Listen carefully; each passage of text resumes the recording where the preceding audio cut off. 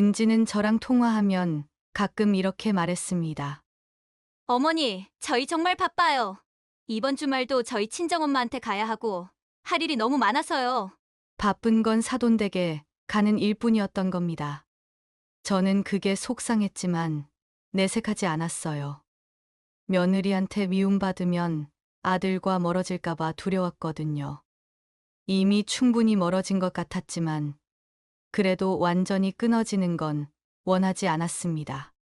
한 번은 우연히 은지가 말하는 걸 들었어요. 준호가 제 전화를 받았는데 옆에서 은지가 뭐라고 하더군요. 또 시어머니야? 왜 이렇게 자주 전화하는 거야? 우리한테 뭘 바라는 거지? 그 말을 듣는 순간 가슴이 철렁 내려앉았어요. 저는 아무것도 바라지 않았는데 말이죠.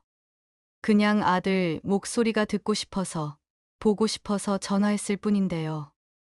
어느 날은 은지가 직접 전화를 받았어요. 어머니, 저희한테 부담 주지 마세요. 저희도 힘들어요. 솔직히 어머니 유산 같은 건 필요 없어요. 저희가 알아서 잘 살 테니까 너무 자주 연락하지 마세요. 그 말이 날카롭게 가슴에 박혔습니다. 저한테 돈이 없다는 걸 알고 있으니까 그렇게 무심하게 말할 수 있었던 거죠. 저는 아무 말도 하지 못했어요. 그저 수화기를 꽉 쥐고 있을 뿐이었습니다. 반면에 사돈댁엔 정성을 다했어요. 은지는 비싼 선물을 사드리고 준호는 심부름도 마다하지 않았죠. 장모님이 편찮으시다고 하면 바로 달려가고 필요한 게 있으면 바로 사다 드렸습니다. 사돈댁 생신일 때는 호텔에서 식사를 대접하기도 했어요. 은지가 자랑스럽게 사진을 보내왔었죠. 호화로운 식당에서 친정엄마와 함께 찍은 사진이었습니다. 이 모든 일이 어떻게 시작되었는지 그 이야기를 처음부터 들려드릴게요. 제가 어떻게 통쾌하게 복수했는지 끝까지 함께 해주세요. 안녕하세요. 저는 올해 67살 김옥자입니다. 지금은 시골 작은 집에 살면서 국밥집을 혼자 운영하며 살아가고 있죠. 남편은 30년 전 갑자기 교통사고로 세상을 떠났어요. 그때 저는 37이었습니다. 젊다면 젊은 나이였지만 아들 준호를 키우고 살아가기 위해선 국밥집을 계속 운영할 수밖에 없었죠. 아침 5시면 일어나 육수를 끓이기 시작합니다. 허리가 안 좋아서 오래 서 있으면 통증이 심해지지만 어쩔 수 없어요. 이 국밥집은 저에게 생계의 수단이면서 동시에 남편과의 추억이 담긴 공간이거든요. 남편과 함께 일구던 이곳을 쉽게 포기할 수가 없었습니다. 요즘은 손님도 많이 줄었어요. 젊은 사람들은 도시로 떠나고 남은 건 저 같은 노인들 뿐이죠. 그래도 매일 아침 문을 열고 하루하루를 버텨냅니다. 몸이 아파도 쉴 수가 없어요. 쉬면 당장 내일 먹을 것이 막막하니까요. 가장 힘든 건 외로움입니다. 아들 준호는 경기도에서 며느리 은지와 작은 아파트에 살고 있어요. 결혼한 지 3년 됐죠. 연락은 거의 없습니다. 한 달에 한 번 전화하면 다행이에요. 제가 먼저 전화를 걸어도 받지 않을 때가 많아요. 받아도 며느리가 받는 경우가 대부분이죠. 어머니, 바빠요. 나중에 전화 드릴게요. 그렇게 말하고는 끊어버리곤 합니다. 나중에 전화가 다시 오는 경우는 거의 없죠. 저는 그저 혼자 수화기를 내려놓고 텅 빈 가게를 바라볼 뿐입니다. 어느 날이었어요. 허리 통증이 너무 심해서 병원에 가야겠다는 생각이 들었습니다. 병원은 버스를 30분 넘게 타고 가야 하는 거리에 있어요. 그래서 혼자 가기엔 힘들 것 같아서 아들에게 전화를 걸었죠. 준호야, 엄마 허리가 너무 아파서 병원 좀 가야 할 것 같은데 주말에 내려올 수 있니? 전화기 너머로 잠시 침묵이 흘렀습니다. 그리고 며느리 은지의 목소리가 들렸어요. 어머니, 저희 이번 주말은 정말 바빠요. 그리고 저희 친정 엄마 집에 가야 해요. 다음에 시간 되면 갈게요. 바쁘다는 말, 다음에 온다는 말, 이미 수없이 많이 들었던 말이었어요. 저는 더 이상 말하고 싶지 않았습니다. 전화 너머로 웃음소리가 들렸어요. 와인잔이 부딪히는 소리, 고급 레스토랑에서나 들을 법한 경쾌한 배경음악도 들렸습니다. 준호와 은지는 외식 중이었던 겁니다. 저한테는 바쁘다고 하면서 고급 레스토랑에서 와인을 마시고 있었던 거죠. 그래, 알았다. 바쁘면 어쩔 수 없지. 저는 최대하게 담담한 목소리로 말하고 전화를 끊었어요. 가슴이 먹먹했습니다. 친정엄마 집에 가는 건 시간이 있으면서 저한테 오는 시간이 없다는 거죠. 그날 밤, 저는 혼자 국밥집 불을 끄고 하루를 마감했어요. 어두운 가게 안에 혼자 앉아 있으니 남편이 살아있을 때가 떠올랐습니다. 남편은 항상 제 옆에 있어줬어요. 힘들 때마다 손을 잡아주고 웃어주던 사람이었죠. 그런 남편이 없는 지금, 저는 정말 혼자라는 걸 뼈저리게 느낍니다. 아들과 며느리는 제가 돈이 없다고 생각해요. 시골에서 작은 국밥집 하나로 근근히 살아가는 늙은 할머니. 그들 눈에 저는 그렇게 보이는 거겠죠. 그래서 무시하는 겁니다. 도움을 요청해도 거절하고 연락도 거의 하지 않아요. 가끔 명절 때나 전화가 오는데 그것도 의무감에서 하는 거죠. 집에 돌아와서 저는 거울을 봤습니다. 주름진 얼굴, 굽은 허리, 거친 손, 평생 고생만 하며 살아온 흔적들이죠. 서글픈 마음에 눈물이 났어요. 하지만 울 시간도 없습니다. 내일 아침이면 또 5시에 일어나서 국물을 끓여야 하니까요. 그렇게 저는 하루하루를 버텨냈습니다. 외로움을 참으며 상처를 삼키며 혼자서 힘겹게 살아갔죠. 아들이 언젠가는 저를 찾아올 거라는 희망을 품고요. 하지만 그 희망은 점점 희미해져 갔습니다. 시간이 지날수록 연락은 더 뜸해졌고 제 마음은 더 외로워졌어요. 밤이면 혼자 누워서 천장을 바라고 저는 생각해요. 이렇게 살다가 죽는 건가? 아무도 찾지 않는 외로운 노인으로 말이죠. 그 생각을 하면 가슴이 답답해집니다. 하지만 어쩔 수 없었어요. 이게 제 현실이니까요. 준우와 은지에게는 저 말고도 신경 쓸 사람이 있었어요. 바로 은지의 어머니, 제 사돈이죠. 그분은 서울 강남에 큰 아파트를 갖고 있고 재산도 상당하다고 들었습니다.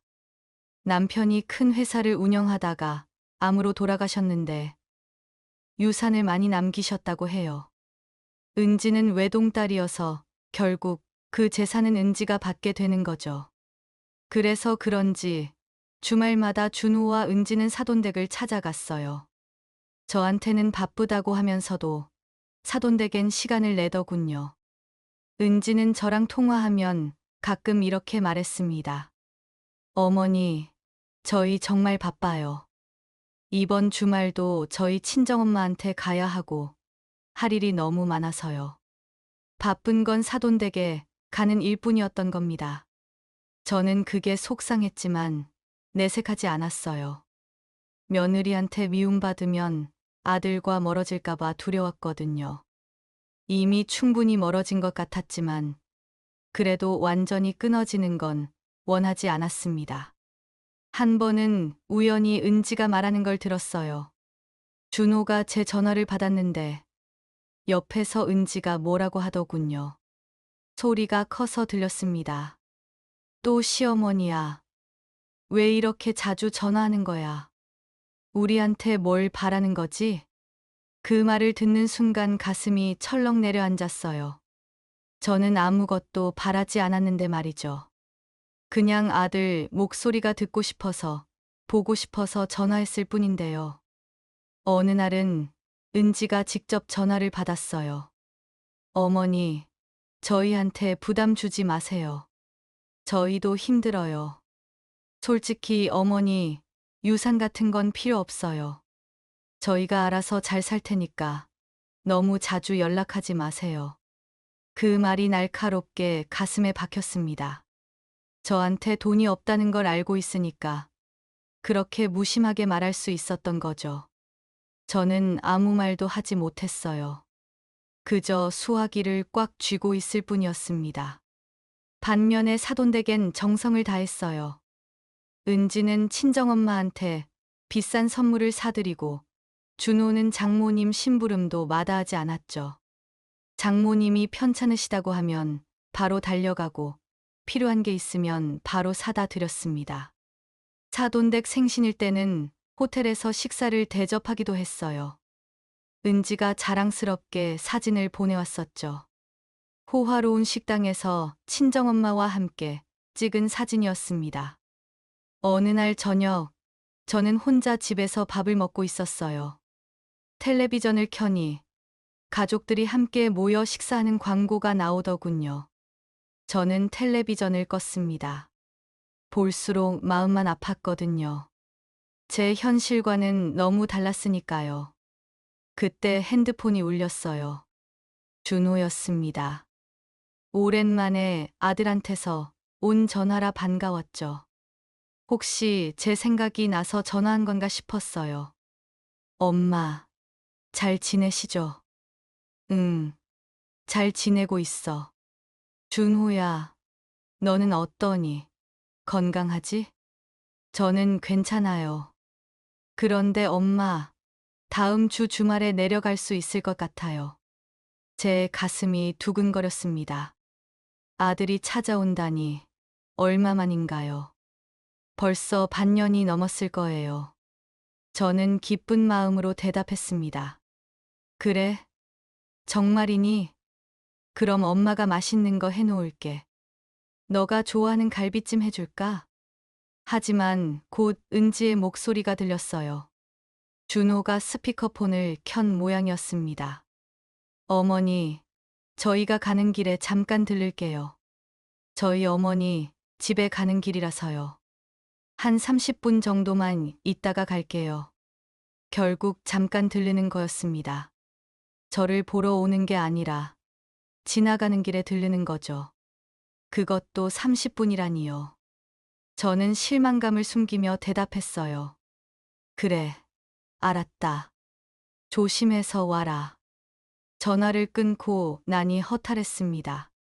제 집은 그저 지나가다 잠깐 들르는 곳이었던 거예요. 아들에게 저는 더 이상 중요한 사람이 아니었습니다. 며칠 뒤 주말 오전에 준호와 은지가 왔습니다. 정말 30분 정도 머물다 갔죠. 은지는 오자마자 시계를 자꾸 보면서 서둘렀어요. 어머니, 저희 이제 가야 해요. 늦었어요. 저희 엄마가 기다리시거든요. 준호도 마찬가지였습니다. 엄마, 저희 먼저 갈게요. 다음에 또 올게요. 저는 고개를 끄덕이며 배웅했어요. 그들이 탄 차가 멀어지는 걸 보면서 저는 혼자 중얼거렸습니다. 다음엔 언제 올까? 또 반년 후겠지. 저는 바로 국밥집으로 출근했어요. 오후 장사 준비를 해야 했거든요. 허리는 여전히 아팠고 몸은 무거웠습니다. 하지만 멈출 수가 없었어요. 이게 제 삶이니까요. 그날 밤, 저는 혼자 방에 누워 생각했습니다. 만약 제가 돈이 있었다면 아들과 며느리의 태도가 달랐을까요? 아마 그랬겠죠. 은지는 친정 엄마한테 그렇게 잘하는데 저한테는 그렇지 않잖아요. 결국 돈 때문이었던 겁니다. 재산 때문에, 유산 때문에 사람을 대하는 태도가 달라지는 거죠. 저는 눈을 감았어요. 내일도 똑같은 하루가 시작될 겁니다. 혼자 일어나서 혼자 육수를 끓이고 혼자 하루를 보내겠죠. 외롭고 힘든 하루일 거예요. 다음 날 어김없이 아침 5시에 일어났습니다. 하지만 몸을 일으키는 순간 허리에 심한 통증이 왔어요. 평소보다 훨씬 심했죠. 저는 이를 악물며 겨우 침대 끝에 앉았어요. 한참을 그렇게 앉아 있었죠. 한 발자국도 움직일 수가 없었습니다. 오늘은 가게 문을 열 수가 없겠구나. 그렇게 중얼거리며 다시 누웠어요. 국밥집 문을 닫은 건 정말 오랜만이었습니다. 손님들한테는 미안했지만 어쩔 수 없었어요. 몸이 말을 듣지 않았거든요. 오늘따라 방 안은 유독 조용했습니다. 너무 조용해서 오히려 무서울 정도였죠. 평소엔 이 시간에 이미 식당 부엌에서 육수를 끓이고 있을 텐데 오늘은 침대에 누워 있으니 이상한 기분이 들었어요. 저는 천장을 바라보며 누워 있었습니다. 아무 생각도 하기 싫었어요. 그저 통증이 가시기만을 기다렸죠. 1시간쯤 지났을까요? 허리 통증은 여전했지만 조금은 나아진 것 같았습니다. 저는 조심스럽게 몸을 돌려서 옆으로 누웠어요. 고개도 같이 옆으로 돌렸죠. 그때 화장대가 눈에 들어왔습니다. 오래된 화장대였어요. 남편이 결혼할 때 사준 거죠. 30년도 넘었을 겁니다. 나무가 오래돼서 곳곳이 낡았고 거울도 얼룩져 있었습니다. 근데 화장대 서랍 하나가 완전히 닫히지 않고 살짝 열려 있었어요. 평소엔 신경 쓰지 않았는데 오늘따라 유난히 눈에 띄더군요. 왜 그런지 모르겠지만 그 서랍이 계속 신경 쓰였어요. 저는 천천히 일어나서 화장대로 걸어갔습니다. 허리는 여전히 아팠지만 왠지 그 서랍을 확인해야 할 것 같았어요. 손잡이를 잡고 천천히 서랍을 열었습니다. 서랍 안에는 오래된 화장품들과 낡은 손수건들이 들어 있었어요. 별거 없었죠. 그런데 서랍 안쪽 구석이 뭔가 이상했습니다. 평소엔 몰랐는데 자세히 보니 틈이 있었던 거예요. 저는 손을 넣어 더듬어 봤어요. 그리고 뭔가 비닐봉투 같은 게 만져졌습니다. 조심스럽게 꺼내보니 낡은 비닐봉투였어요. 이미 노랗게 변색돼 있었고 먼지도 많이 쌓여 있었죠. 안에 뭔가 들어 있었습니다. 저는 조심스럽게 비닐봉투를 열었어요. 그 안에는 서류들이 들어 있었습니다. 두툼한 서류 뭉치였어요. 저는 서류를 꺼내 펼쳐봤죠. 순간 숨이 멎는 것 같았어요. 땅 문서였습니다. 이게 뭐지? 저는 떨리는 손으로 서류를 자세히 봤어요. 남편 이름으로 된 땅 문서였습니다. 30년 전에 작성된 거였죠. 면적도 1000평이나 되는 땅이었어요. 저는 다리에 힘이 풀려 그 자리에 주저앉았습니다. 믿을 수가 없었거든요. 남편이 땅을 샀다니 저는 전혀 몰랐어요. 아니, 생각해보니 남편이 뭔가 숨기고 있었던 것 같기도 했습니다. 옛날 남편과 함께 국밥집을 운영할 때가 떠올랐어요. 가끔 남편이 몰래 돈을 빼놓곤 했거든요. 저녁에 하루 매출을 정리하다가 발견했었어요. 매출이 좀 이상하다 싶어서 남편한테 물어봤었죠. 여보, 오늘 매출이 좀 이상한데 내가 잘못 계산한 건가? 그럼 남편은 얼버무렸어요. 아, 그거. 내가 필요한 데가 있어서 좀 빼놨어. 저는 비상금 정도려니 했죠. 많은 돈도 아니었고 남편을 믿었으니까요. 가끔 그렇게 돈을 빼놓곤 했어요.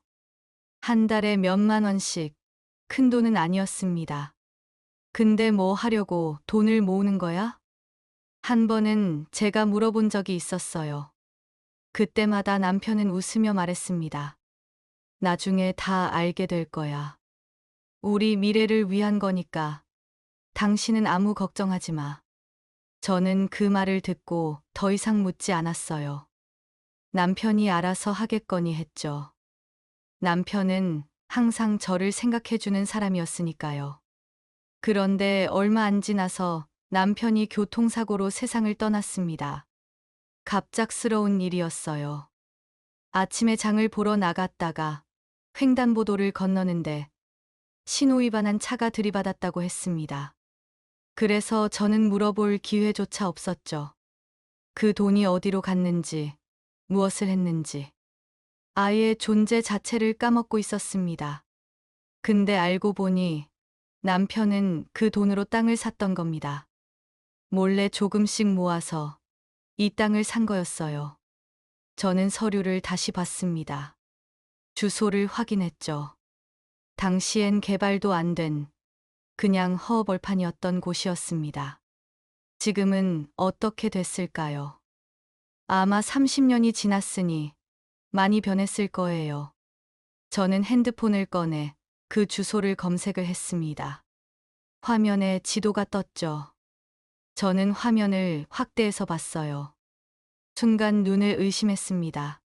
그곳은 지금 빌딩들이 들어선 지역이었어요. 고층 빌딩들이 즐비하고 도로가 잘 닦여 있었습니다. 개발이 엄청나게 된 곳이었죠. 지도를 더 자세히 봤어요. 대형 쇼핑몰도 있었고 지하철역도 생겼더군요. 이럴 수가. 저는 중얼거렸어요. 가슴이 두근거렸습니다. 이 땅의 가격이 지금은 얼마나 될까요? 허허벌판이었던 곳이 이렇게 개발됐으니 땅값이 엄청나게 올랐을 거예요. 저는 떨리는 마음으로 서류를 다시 봤습니다. 모든 게 남편 이름으로 되어 있었어요. 그리고 남편이 돌아가셨으니 이제 이 땅은 제 것이 되는 거죠. 남편이 미래를 위해 준비해 둔 거였습니다. 우리 노후를 대비해 남편이 몰래 마련해 둔 거였죠. 저는 서류를 가슴에 안았어요. 눈물이 났습니다. 당신, 고마워요. 저는 작은 목소리로 말했어요. 남편은 이미 없지만 그의 사랑은 여전히 저를 지켜주고 있었던 겁니다. 저는 서류를 다시 펼쳐봤어요. 자세히 읽어보니 모든 게 정확하게 기록되어 있었습니다. 남편은 꼼꼼한 사람이었거든요. 땅의 위치, 면적, 매입 가격, 모든 게 적혀 있었어요. 당시 매입 가격을 보니 생각보다 컸습니다. 남편이 정말 오랫동안 돈을 모았다는 걸 알 수 있었죠. 저는 이 땅이 지금 얼마나 되는지 정확히 알아봐야겠다고 생각했어요. 그날 밤, 저는 잠을 이룰 수가 없었습니다.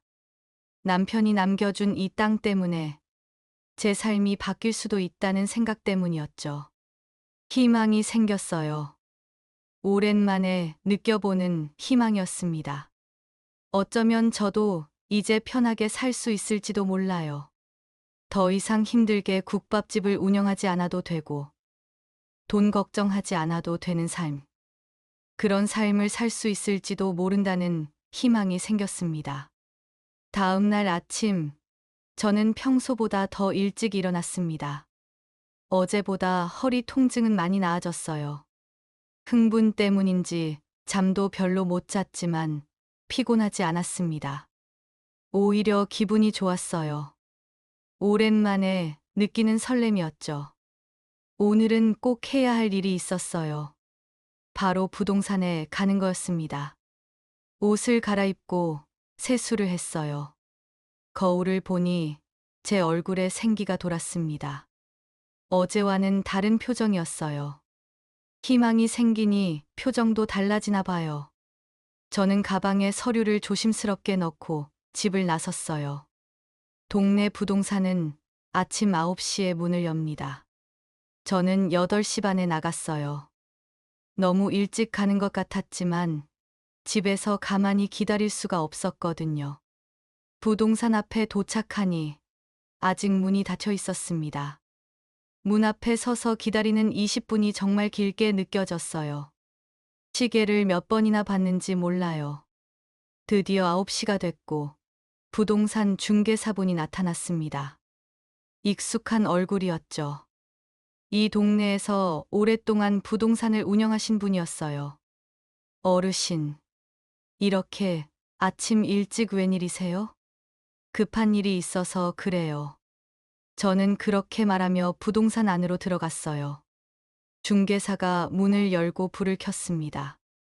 저는 의자에 앉자마자 가방에서 서류를 꺼냈어요. 떨리는 손으로 서류를 내밀었죠. 이 땅 좀 봐주세요. 지금 시세가 얼마나 될까요? 부동산 중개사가 서류를 받아봤어요. 처음엔 무심히 보더니 갑자기 눈이 커졌습니다. 안경을 벗었다가 다시 쓰고 서류를 자세히 봤어요. 어르신, 이게 어디서 나온 겁니까? 정말 어르신 소유가 맞나요? 제 남편이 30년 전에 산 거예요. 어제 집에서 우연히 발견했어요. 중개사는 서류를 자세히 봤습니다. 한 장 한 장 넘기면서 확인하더군요. 그리고는 컴퓨터를 켜서 뭔가 검색하기 시작했죠. 저는 의자에 앉아서 가슴이 두근거리며 기다렸어요. 얼마나 될까요? 제 인생이 바뀔 만한 금액일지 기대가 됐습니다. 한참 동안 컴퓨터를 보던 중개사는 고개를 들었습니다. 그의 얼굴에는 놀라움이 가득했어요. 입이 벌어진 채로 저를 쳐다봤죠. 어르신, 이 땅 정말 대단한 겁니다. 이렇게 좋은 땅을 어떻게 이렇게 많이 가지고 계셨어요? 이 지역이 개발되면서 땅값이 엄청나게 올랐거든요. 그래서 얼마나 되는데요? 저는 떨리는 목소리로 물었어요. 중개사가 계산기를 두드렸습니다. 그리고 계산기 화면을 보여줬죠. 대략 45억 정도 됩니다. 정확한 건 감정평가를 받아봐야 하지만 현재 시세로는 그 정도예요. 순간 제 머릿속이 하얘졌어요. 45억이라고요. 저는 평생 그런 큰 돈은 상상도 해본 적이 없었습니다. 저한테 100만 원도 큰 돈인데 45억이라니요. 네, 45억이요? 저는 다시 물었어요. 제대로 들은 게 맞는지 확인하고 싶었습니다. 네, 어르신, 맞아요. 이 지역이 신도시 개발이 되면서 땅값이 정말 많이 올랐어요. 1000평이나 되니까 평당 가격을 곱하면 그 정도 나옵니다. 실제로 팔면 더 받으실 수도 있어요. 저는 의자에 그대로 주저앉았어요. 다리에 힘이 풀렸거든요. 믿을 수가 없었습니다. 제가 45억이나 되는 땅의 주인이라니. 국밥집에서 하루 벌어봐야 몇만 원인데 45억이라는 돈은 상상조차 할 수 없는 금액이었어요. 남편이 남겨준 이 땅 때문에 저는 더 이상 가난한 노인이 아닙니다. 정말 팔 수 있나요? 문제는 없을까요? 당연하죠. 등기부등본도 깨끗하고 서류도 다 있으니까 문제 없어요. 이런 땅은 사려는 사람이 줄을 설 겁니다. 원하시면 제가 바로 매수자를 찾아드릴 수 있어요. 일주일 안에 계약 가능할 거예요. 저는 고개를 끄덕이고 우선 집으로 돌아왔습니다. 걸으면서도 믿기지 않았어요. 제가 정말 부자가 된 건가요? 이 돈으로 뭘 해야 할까요? 무엇을 할 수 있을까 생각이 많았습니다. 집에 돌아와서 저는 오랜만에 거울을 제대로 봤습니다. 주름진 얼굴, 굽은 허리, 평생 고생만 하며 살아온 제 모습이었죠. 하지만 오늘은 달랐어요. 거울 속 제 눈에는 희망이 보였습니다. 저는 거울 속 제 모습에게 말했어요. 이제 좀 편하게 살아보자. 그동안 저는 너무 힘들게 살았어요. 남편 없이 혼자 아들을 키우고 국밥집을 운영하며 하루하루를 버텨왔죠. 몸이 아파도 쉴 수 없었고 힘들어도 참아야 했어요. 아들한테도 무시당하고 며느리한테도 무시당했습니다. 돈이 없다는 이유만으로요. 장모님은 잘 모시면서 저는 거들떠보지도 않았죠. 하지만 이제는 달라질 겁니다. 저는 더 이상 가난한 노인이 아니에요. 45억이나 되는 땅을 가진 사람이죠. 이 돈으로 저는 제 삶을 바꿀 겁니다. 더 이상 아프고 힘들게 살지 않을 거예요. 저는 결심했습니다. 땅을 팔고 그 돈으로 제가 원하는 삶을 살겠다고요. 아들이나 며느리한테 휘둘리지 않고 독립적으로 살겠다고요. 제가 하고 싶은 것들을 하면서요. 평생 먹고 싶었던 음식들, 가고 싶었던 곳들, 사고 싶었던 것들. 이제는 다 할 수 있습니다. 저는 더 이상 참지 않을 거예요. 제 삶을 제가 선택하며 살 겁니다. 누구 눈치도 보지 않고 누구한테도 무시당하지 않으면서요. 그날 밤 저는 오랜만에 편하게 잠들었습니다. 미래에 대한 희망이 생겼거든요. 남편이 남겨준 선물 덕분에 저는 새로운 삶을 시작할 수 있게 됐어요. 땅을 팔기로 결심했지만 한 가지 고민이 있었습니다. 저는 평생 이 동네에서 살았어요. 남편과 함께 했던 추억도 여기 있고 국밥집도 여기 있죠. 이 동네를 떠나고 싶지 않았어요.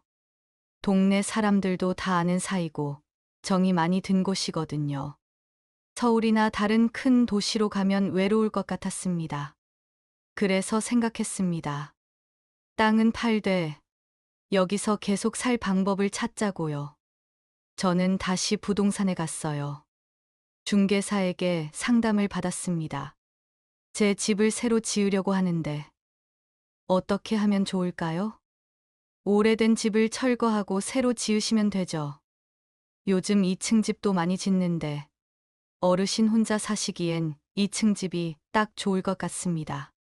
저는 고개를 끄덕였어요. 2층 집이라니 좋은 생각이었습니다. 1층은 국밥집으로 쓰고 2층은 제 공간으로 쓸 수 있겠죠.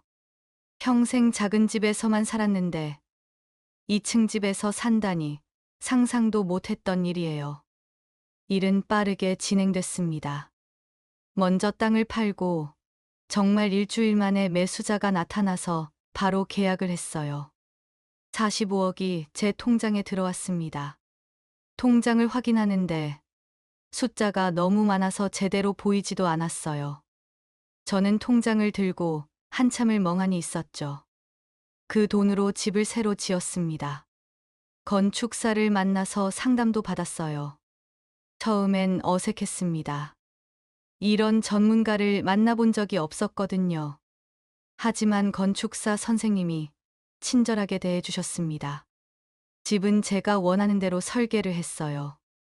1층은 넓고 깨끗한 주방과 홀을 만들었습니다. 2층은 제 방과 거실, 작은 서재까지 만들었어요. 서재는 책도 읽고 차도 마시며 쉴 수 있는 공간으로 꾸몄죠. 공사는 3개월 정도 걸렸습니다. 그동안 저는 친구네 집에서 지내기도 하고 작은 원룸을 빌려서 지내기도 했죠. 공사 현장을 자주 가봤는데 조금씩 집이 올라가는 걸 보면 신기했어요. 벽이 세워지고 지붕이 올라가고 창문이 달리고 제 새 집이 만들어지는 과정을 보는 게 즐거웠습니다. 드디어 집이 완성됐습니다. 새하얀 2층 집이었어요. 깨끗하고 튼튼했죠. 대문도 새로 달았고 마당도 예쁘게 꾸몄어요. 저는 새 집 앞에 서서 한참을 바라봤습니다. 믿기지 않았어요. 이게 정말 제 집이라니요. 저는 집에 들어가면서 눈물이 났습니다. 이렇게 좋은 집에서 살 수 있다니 꿈만 같았어요. 이사를 끝내고 저는 국밥집을 어떻게 운영할지 고민했습니다. 예전처럼 매일 문을 열긴 힘들 것 같았거든요. 이제는 제 시간도 갖고 싶었어요. 그때 문득 생각이 떠올랐습니다. 동네 어르신들을 위한 무료 급식소는 어떨까요? 저처럼 혼자 사시면서 끼니를 제대로 못 드시는 분들이 많거든요. 제가 가진 돈으로 다른 사람들을 도울 수 있다면 정말 뿌듯하고 좋을 것 같았습니다. 저는 금요일마다 국밥집을 열기로 했어요. 일주일에 단 하루만이요. 그날은 무료로 음식을 나눠드리는 거죠. 제가 직접 국을 끓이고 밥을 짓고 반찬도 준비해서 드릴 거예요. 돈을 받지 않고요. 첫 금요일이 왔습니다. 저는 아침 일찍 일어나서 육수를 끓였어요. 예전과 똑같았죠. 하지만 마음은 달랐어요. 이제는 생계를 위해서가 아니라 나눔을 위해서 하는 거였으니까요. 돈 걱정 없이 마음 편하게 음식을 만들 수 있다는 게 정말 좋았습니다. 아침 10시가 되자 동네 어르신들이 오셨어요. 처음엔 조심스럽게 들어오시더니 무료라는 걸 알고는 기뻐하셨습니다. 옥자 씨, 고마워요. 이렇게 좋은 일을 하다니.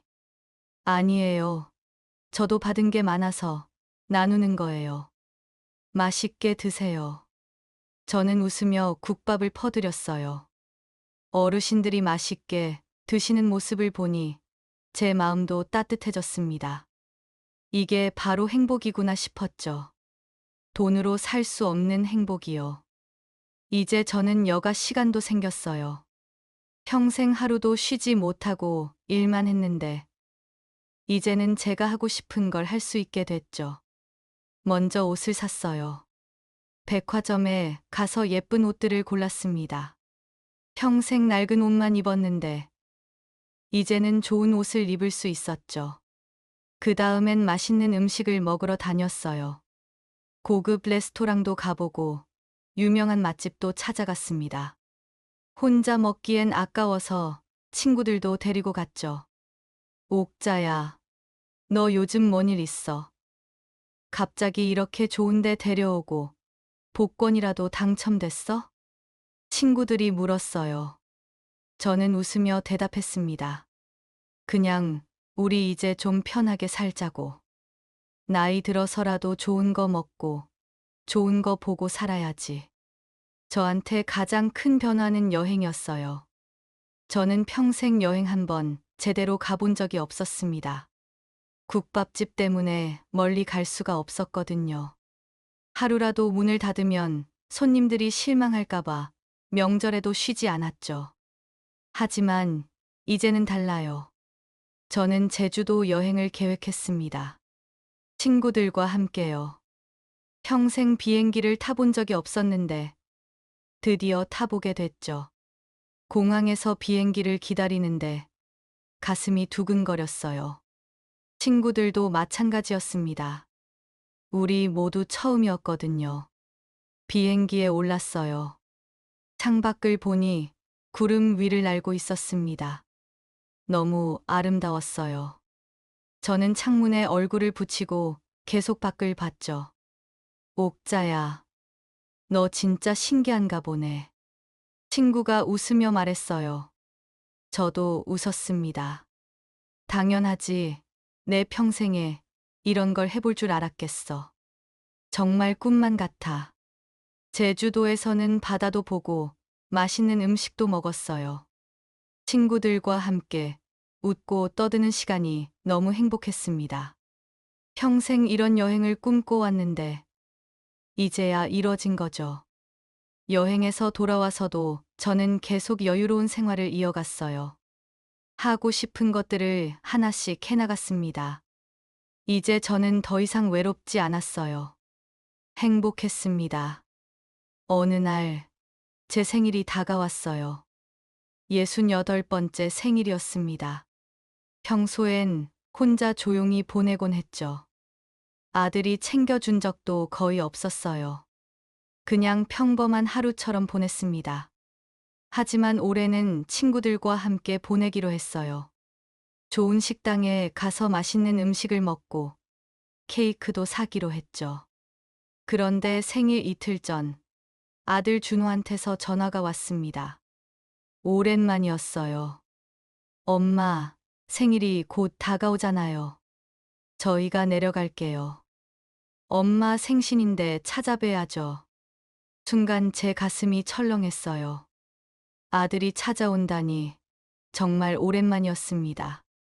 하지만 왜 갑자기 찾아오는 걸까요? 그동안 생일에도 오지 않았는데 올해는 왜일까요? 뭔가 이상했습니다. 혹시 제가 돈이 생겼다는 소문을 들은 건 아닐까요?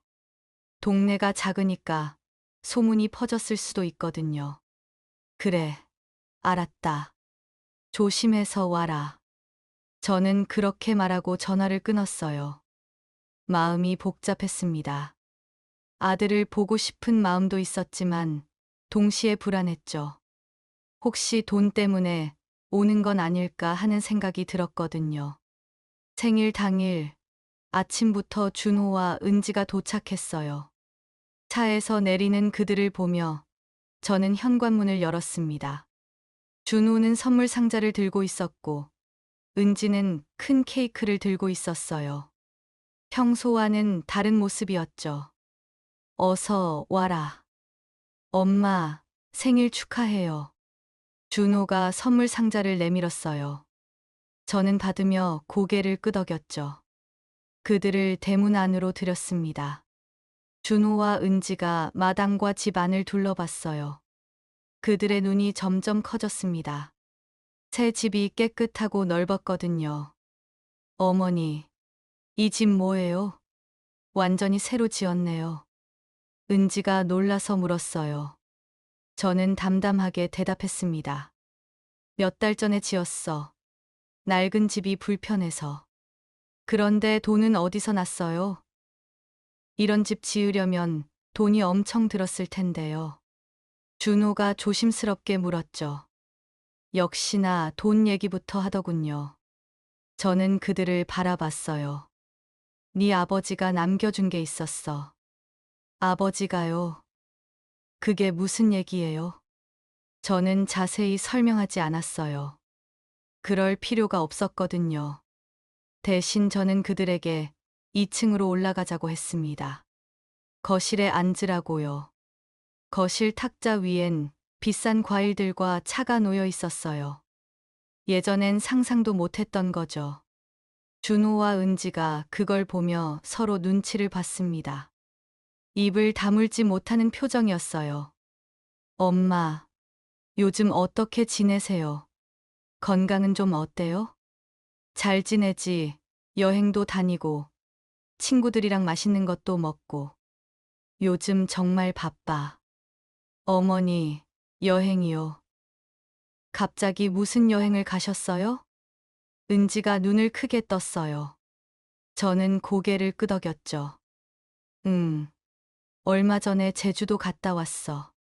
비행기도 처음 타봤고. 준호가 할 말을 잃은 표정이었어요. 아마 상상도 못했을 겁니다. 제가 이렇게 여유로운 생활을 하고 있을 거라곤요. 그저 가난한 시골 할머니라고 생각했을 텐데 완전히 다른 모습이었으니까요. 그런데 엄마, 돈은 정말 어디서 났어요? 아버지가 뭘 남기신 건데요? 준호가 다시 물었어요. 목소리에 초조함이 묻어났죠. 저는 그들을 차분히 바라봤습니다. 이제 말해야 할 때인 것 같았어요. 네 아버지가 30년 전에 1000평이나 되는 땅을 사뒀더라. 그래서 그걸 팔았어. 1000평이요? 그럼 돈은 얼마나 받으셨어요? 그건 너희가 알 필요 없어. 저는 단호하게 말했어요. 준호가 당황한 표정으로 저를 봤습니다. 평소와 다른 제 태도에 놀란 것 같았어요. 엄마, 저희가 알 필요 없다니. 그게 무슨 말씀이세요? 저희는 가족인데요. 가족. 너희가 언제 나를 가족으로 생각했니? 내가 아파도 힘들어도 찾아오지 않았잖아. 병원 가자고 해도 바쁘다고 거절했잖아. 그런데 이제 와서 가족이라고? 순간 준호와 은지의 얼굴이 굳었어요. 저는 계속 말했습니다. 오랫동안 참았던 말들이 쏟아져 나왔어요. 너희는 장모님 집에 시간이 있으면서 나한테 올 시간이 없다고 하더라. 장모님한텐 비싼 선물도 사드리고 잘 모시면서 나한텐 그렇게 안 했잖아. 왜? 돈 때문이었겠지. 장모님한텐 재산이 많으니까 잘하고 나한텐 없다고 생각했으니까 무시한 거잖아. 준호가 입을 열었어요. 엄마, 저희가 잘못했어요. 그땐 정말 바빠서 그랬어요. 회사 일도 많고 생활도 힘들어서요. 바빴으면 장모님 집도 못 갔어야지. 너희는 계산적으로 움직였어. 솔직히 이제는 인정해. 돈 있는 사람한텐 잘하고 없는 사람은 무시한 거잖아. 은지가 얼굴이 빨개졌어요. 제가 정확히 말해버렸거든요. 준호와 은지는 아무 말도 못했습니다. 뭐라고 변명할 수도 없었죠. 사실이니까요. 저는 일어섰어요. 그리고 창밖을 봤습니다. 유난히 하늘이 맑았어요. 이제 나는 너희 도움 필요 없어. 혼자서도 잘 살 수 있어. 그러니까 다시는 이런 식으로 찾아오지 마.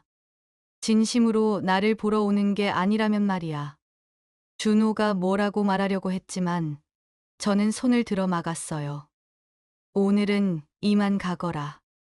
내일부터 친구들이랑 또 여행 갈 거니까 여기 올 생각하지 말고 지금처럼 서로 보지 말고 살자. 준호와 은지는 어쩔 수 없이 집을 나갔습니다. 표정이 복잡했어요. 놀라움, 당황함, 아쉬움이 섞여 있었죠. 엄마, 저희 다시 올게요. 조심해서 가라. 저는 그렇게 말하고 현관문을 닫았어요. 차에 타서 떠나는 그들을 창문으로 몰래 봤습니다. 은지가 뭐라고 소리를 지르는 것 같았지만 저한테까지 들리지는 않았죠. 곧 차가 멀어졌어요. 가슴은 아팠지만 후회는 없었습니다. 이제는 제가 선택할 차례였으니까요. 더 이상 무시당하며 살지 않을 거예요. 제 가치를 아는 사람들하고만 지낼 겁니다. 다음 날 아침 일찍부터 저는 짐을 쌌어요. 친구들과 저녁 비행기로 제주도에 가기로 했거든요.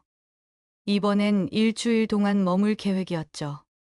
천천히 제주도를 둘러보고 맛있는 음식도 먹고 바다도 실컷 보려고요.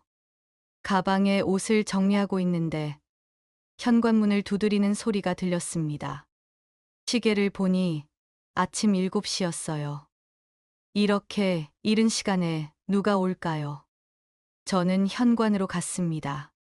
준호와 은지였어요. 어제 그렇게 갔다가 아침 일찍 서둘러서 다시 온 거죠. 엄마, 문 열어줘요. 저희 얘기 좀 해요. 준호가 급하게 말했어요. 저는 문틈 사이로 그들을 봤습니다. 여기를 왜 다시 왔어? 엄마, 저희가 잘못했어요. 진짜로 잘못했으니까 제발 용서해줘요. 은지도 옆에서 고개를 숙였어요. 하지만 저는 믿을 수가 없었습니다. 어제 쫓아낸 지 하루도 안 됐는데 벌써 온 거잖아요. 진심으로 잘못을 뉘우친 게 아니라 돈 때문에 온 거죠. 용서는 무슨, 그냥 돌아가. 나 바빠. 엄마, 제발요. 저희 정말 힘들게 살고 있어요. 회사도 어렵고, 집도 작고, 빚도 있어요. 조금만 도와주세요. 준호가 애원하듯 말했어요. 저는 한숨을 쉬었습니다. 역시나 돈 달라는 얘기더군요. 너희가 힘들다고. 그럼 나는 안 힘들었을 것 같아. 나는 혼자서 30년을 버텼어. 아무 도움 없이. 그건 그렇지만 어머니는 이제 돈 있잖아요. 어차피 그 돈 평생 다 못 쓰실 거예요. 그러니까 저희한테 조금만 나눠주세요. 옆에 있던 은지가 말했어요. 그 순간 저는 화가 났습니다. 어차피 다 못 쓴다니요. 그게 무슨 말인가요? 제 돈을 제가 어떻게 쓰든 그건 제 마음이죠. 내 돈은 내가 알아서 쓸 거야. 너희한테 줄 생각 전혀 없으니까. 돈 때문에 온 거면 그냥 돌아가. 엄마, 제발요. 그때 준호가 문을 밀기 시작했습니다. 은지도 같이 밀었죠. 저는 깜짝 놀라서 문을 잡았어요. 하지만 준호와 은지의 힘이 더 셌습니다. 뭐 하는 거야? 당장 나가. 엄마, 이야기 좀 하자니까요. 우리 들어갈게요. 제대로 얘기 좀 해요. 그들이 힘으로 밀고 들어오려고 했어요. 저는 온 힘을 다해 문을 막았지만 힘이 부족했죠. 문이 조금씩 열리기 시작했습니다. 이대로는 안 되겠다 싶었어요. 저는 핸드폰을 꺼내 들었습니다. 화면을 그들한테 보여줬어요. 지금 당장 안 나가면 경찰에 신고할 거야. 무단 주거 침입으로. 준호와 은지가 멈췄어요. 제 손에 든 핸드폰을 봤죠. 화면에는 긴급전화 화면이 떠 있었습니다. 엄마, 설마 진짜 신고하려는 거예요? 저희가 누군데요? 저, 엄마 아들이잖아요. 아들이면 뭐, 지금 내 허락 없이 들어오려고 하잖아. 이건 무단 주거 침입이야. 당장 안 나가면 바로 신고한다. 저는 단호하게 말했어요. 손가락을 화면 위에 올렸습니다. 당장이라도 누를 수 있다는 걸 보여줬죠. 준호와 은지가 서로 눈치를 보더니 천천히 뒤로 물러났어요. 알았어요. 저희 갈게요. 하지만 엄마, 이건 너무해요. 가족이라고 해서 다 용서되는 건 아니야. 그리고 너희는 나를 가족으로 대하지도 않았으면서 이제 와서 가족 운운하지 마. 어머니, 정말 이러실 거예요. 저희 진짜 힘들어요. 은지가 울먹였어요. 하지만 저는 흔들리지 않았습니다. 너희가 힘들면 알아서 해결해. 내가 왜 도와줘야 해? 나는 너희가 돈 달라고 할 때마다 돈 주는 ATM 기계가 아니야. 다시는 찾아오지 마. 저는 그렇게 말하고 문을 닫으려고 했어요. 그런데 준호가 문을 잡았습니다. 엄마, 마지막으로 한 번만요. 제발요. 당장 손 치워. 안 치우면 진짜 신고한다. 저는 차가운 목소리로 말했어요. 준호가 어쩔 수 없이 손을 치웠습니다. 저는 그제서야 문을 닫고 잠갔습니다. 문 밖에서는 준호와 은지가 뭐라고 말하는 소리가 들렸지만 신경 쓰지 않았어요. 저는 바로 집 안으로 들어와서 창문으로 몰래 내다봤습니다. 준호와 은지가 차 앞에 서서 뭔가 얘기하고 있었어요. 은지가 화난 표정으로 소리를 지르는 것 같았고, 준호는 고개를 떨구고 있었죠. 한참을 그러더니 결국 차에 탔어요. 차가 출발하고 금방 제 눈앞에서 사라졌죠. 저는 창문에서 물러났습니다. 가슴이 두근거렸어요. 방금 일어난 일이 믿기지 않았거든요. 제 아들이 힘으로 저를 밀고 들어오려고 했다니. 며느리도 마찬가지였고요. 돈 때문에 사람이 저렇게 변할 수 있다는 게 슬펐습니다. 하지만 동시에 속이 후련했어요. 제가 단호하게 대처했거든요. 더 이상 그들한테 휘둘리지 않았습니다. 제가 선을 그었고 그들이 물러간 거죠. 저는 다시 짐을 쌌어요. 오늘 저녁이면 제주도에 갈 겁니다. 친구들과 즐거운 시간을 보낼 거예요. 아들 생각은 하지 않기로 했습니다. 이미 선을 그었으니까요. 준비를 마치고 저는 거울을 봤어요. 제 얼굴에는 자신감이 가득했습니다. 예전에 외롭고 무시당하던 할머니가 아니었어요. 이제 저는 당당하게 제 삶을 사는 사람이었죠. 오후가 되자 친구들이 왔어요. 저희는 함께 공항으로 향했습니다. 차 안에서 친구들과 웃고 떠드는데 마음이 가벼웠어요. 아침에 있었던 일은 이미 잊어버렸습니다. 옥자야, 너 요즘 정말 달라졌어. 표정도 밝아지고 목소리도 힘차고. 친구가 말했어요. 저는 웃으며 고개를 끄덕였습니다. 응, 나도 알아. 이제 내 인생은 내가 사는 거야. 누구 눈치도 안 보고. 공항에 도착해서 저는 뒤를 돌아봤어요. 제가 살던 동네가 멀리 보였죠. 거기엔 제 새 집이 있고 국밥집이 있습니다. 하지만 이제 그게 전부가 아니에요. 저한테는 더 넓은 세상이 있으니까요. 비행기에 올랐어요. 이번이 두 번째 비행이었지만 여전히 설렜습니다. 창밖을 보며 생각했어요. 남편이 남겨준 선물 덕분에 저는 새로운 삶을 살게 됐습니다. 아들한테 휘둘리지 않고 제가 원하는 대로 사는 삶이죠. 오늘 아침 일은 제게 확신을 줬어요. 제가 올바른 선택을 했다는 확신이요. 아들과 며느리는 저를 사람으로 보지 않았어요. 돈으로만 봤죠. 그런 사람들한테 제 돈을 줄 이유가 없었습니다. 이제 저는 후회하지 않습니다. 제 선택에 자신 있어요. 제 돈은 제가 쓸 겁니다. 친구들과 여행도 다니고, 맛있는 것도 먹고, 하고 싶은 거 다 하면서요. 그리고 동네 어르신들한테 무료 급식도 계속할 거예요. 진짜 도움이 필요한 사람들을 위해서요. 비행기가 이륙했어요. 구름 위를 날며 저는 웃었습니다. 이게 바로 자유였어요. 진정한 자유, 누구한테도 얽매이지 않는 자유였죠. 여행에서 돌아와서도 저는 바쁘게 지냈어요.